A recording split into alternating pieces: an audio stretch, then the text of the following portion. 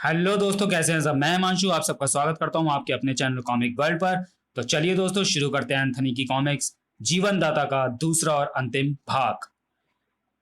कान फोड़ धमाकों के साथ वह मशीन गन अपना पेट गोलियों से खाली करने लगी। जिम, ब्रर, हा एंथनी, ये है बुलेट डेथ जो तेरे पर खच्चे उड़ा देगी।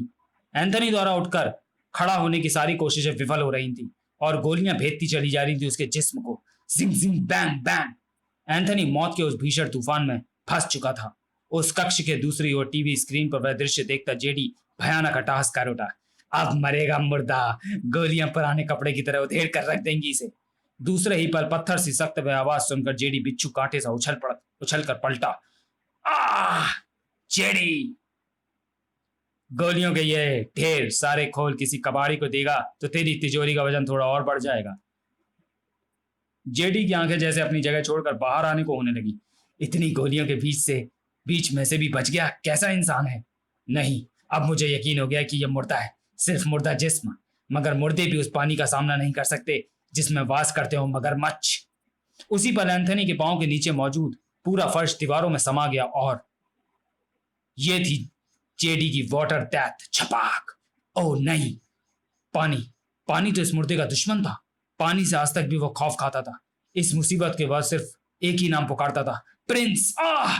मगर प्रिंस को तो वह मुक्ति आश्रम के बाहर ही छोड़ आया था। पानी उसके सोचने समझने की शक्ति तक छीन लेता था। उसका हाइड्रोफोबिक दिमाग उस वक्त कुछ भी नहीं सोच पाता था, टेलीपोर्ट होने की बात भी नहीं। मौत के बीच फंस चुका था एंथनी, जबकि दूसरी मौत के रूप में मगरमच्छ उसकी तरफ अपनी खूनी जबड़े फाड़े बढ़ रहे थे। प्रिंस, बचा मुझे! आह! जेडी की जान में जैसे जान आ गई थी। ये तो बचा बचा चिल्लाने लगा। यानी यानी कि पानी इसकी कमजोरी है।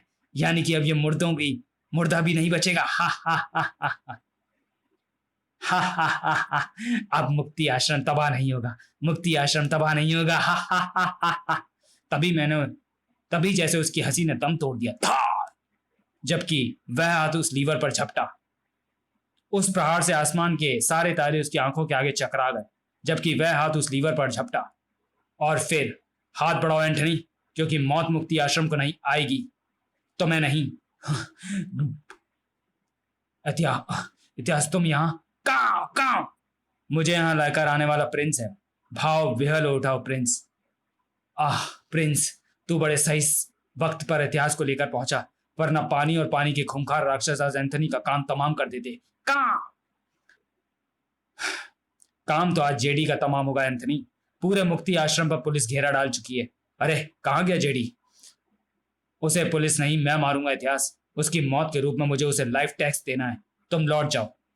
उस वक्त अपनी कार पर मुक्ति आश्रम के द्वार की ओर बढ़ता जेडी चौंक पड़ा।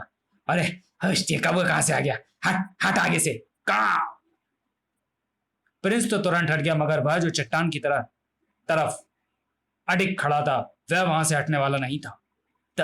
तुम अभी भी जिंदा हो? नहीं, मैं तो कब का मर चुका हूं जेडी। तुम तो खामखा एक मुर्दे को बार बार मारने का प्रयत्न करते रहे।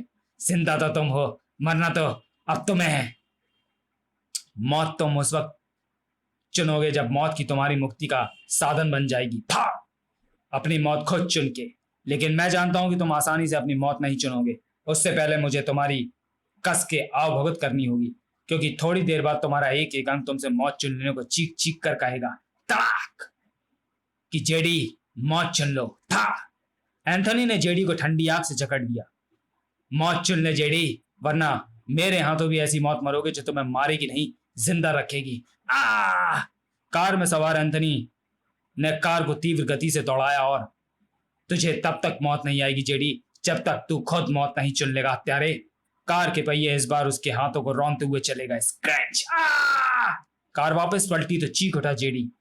नहीं एंथनी, मैं मौत चुनने को तैयार हूं, मैं मौत चुनूंगा। तो फिर जल्दी करो, मैं नहीं चाहता कि कल का सूरज तुम्हारा मधुस चेहरा देख पाए। कांपते हाथों से जेडी ने अपने लिए मौत चुन ली। तूने इलेक्ट्रिक चेयर वाली आसान मौत चुनी है। खैर तेरी मर्जी। अब जल्लाद तुम्हारा जा चुका है। जो तुझे वहां तक पहुंचा देता, यह वह काम भी मैं ही कर देता हूं। एंथनी ने जेडी को इलेक्ट्रिक चेयर से बांध दिया।